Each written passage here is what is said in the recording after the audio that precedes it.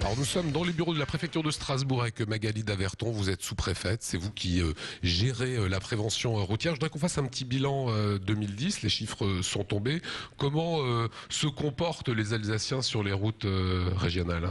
Alors, le bilan de la sécurité routière pour le département du Bas-Rhin en 2010 est assez contrasté, puisque d'un côté, nous avons de bonnes nouvelles, des points positifs. Pour la première fois en 2010, nous passons en dessous de la barre des 1000 accidents, avec 958 accidents. C'est tout de même une baisse de 18%. Et nous avons une baisse également importante du nombre de blessés hospitalisés de l'ordre de 22%. Le point noir reste le nombre de personnes décédées, puisque nous avons en 2010 46 personnes décédées contre 43 en 2009. Alors on va détailler les choses. Les accidents dans l'ensemble ont baissé, c'est une bonne chose. Hein. Oui, oui. Nombre de tués en hausse de 7%. Comment ça s'explique hein?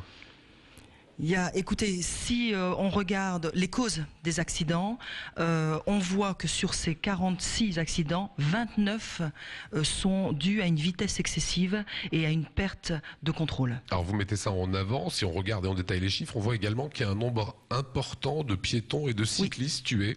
Il y en a 11 en 2010, il n'y en avait que 4 en 2009. Est-ce qu'il y a un effort aussi à faire de ce côté-là? Absolument, effectivement, nous avons 8 piétons décédés en 2010 et 3 cyclistes.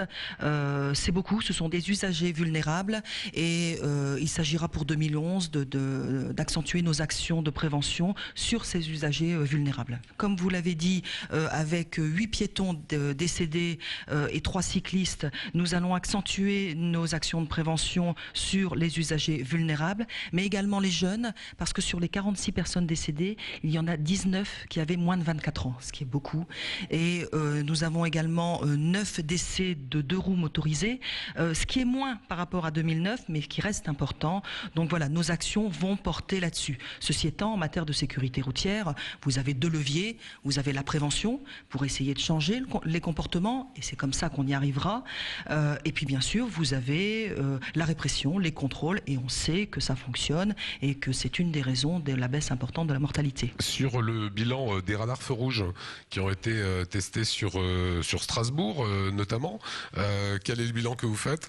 Il y a effectivement 3 radars feux rouges qui ont été installés à Strasbourg et nous avons à peu près 14 500 flashs qui ont été déclenchés par ces radars. Alors, ça ne veut pas dire 14 500 amendes, parce que le flash se déclenche quand on passe la ligne d'effet de feu, mais si on ne franchit pas complètement le feu rouge, l'infraction n'est pas constatée.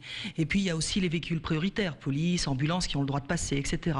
Bref, donc, au résultat, on estime à environ 8000 procès-verbaux pour ces 3 radars feux rouges, ce qui est énorme, parce que ça veut dire 8000 automobilistes qui ont franchi un feu au rouge sur 3 feux rouges à Strasbourg. Voilà, c'est un indicateur nouveau et un indicateur plutôt marquant. Est-ce que c'est amené à se développer ce système de radar feu rouge? Oui, tout à fait. Nous sommes en train d'en installer 3 à Célestat qui seront en fonction d'ici un mois. Ça a pris un peu de retard à cause de la neige pour installer les boucles de détection.